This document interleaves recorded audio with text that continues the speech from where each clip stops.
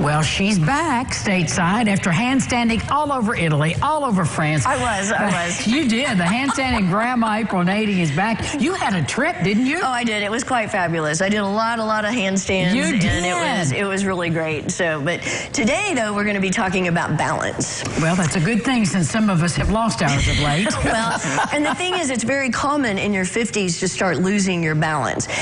But it's also very important that you work on it. Mm-hmm. So that's one thing we're going to do today. And as a matter of fact, there are even suggestions that you should do a 10-second balance test. So that's why I have my phone today. I have my little stopwatch ready. Your stopwatch, that's what I we use can for my test it. stopwatch too. Because if they say in your 50s, you should be able to hold your balance for at least 40 seconds on, and we're talking on one leg. Right. And then in your 60s, 20, in your 70s, at least 10.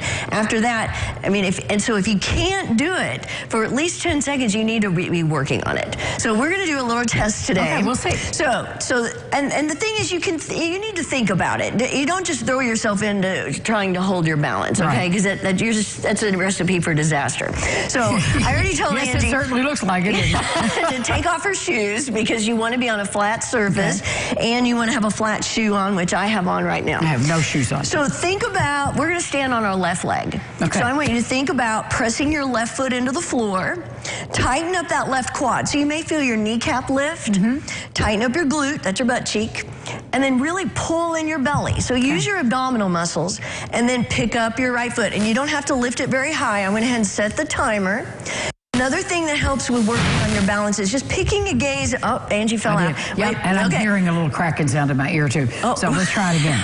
We're going to do it again. And if you did do the test somewhere, they would give you 3 tries. So we're That's okay. That's good. Because you got to think too, or maybe you overthink. That's right. Yes. You also overthink it. So let's start again. Same thing. Press your foot into the floor, tighten up your quad, your glute, your abs, and pick up your foot. And we're going to start the timer. Whoa, and I stopped it. Okay, we're going.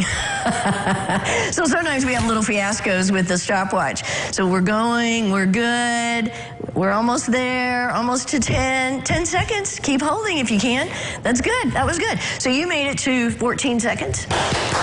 Yay, yay. So I would say, for those of you at home, you do want to try testing your balance and test it. And if you can't hold it for longer than a couple seconds, even try with a chair. You could have your chair in front of you. Even if you just touch something lightly. Touch it lightly for a moment, and then you'll eventually work on bringing your hand away. And then you want to increase your time. So even if you can hold it for 10 seconds, you should try to hold it longer. And because one of the things with balance is, we've probably all known someone as a grandma or somebody who falls and they break a hip. Right.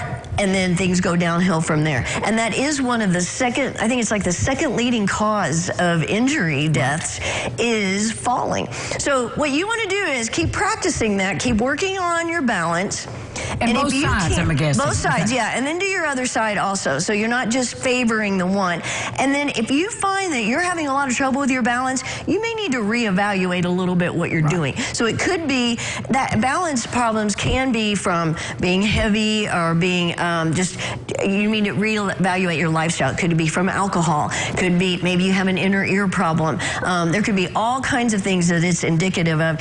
And if you go online and look up the 10-second balance test and why balance is so important, it actually gets kind of scary when it talks about how this could be an indicator of how much longer you're going to live.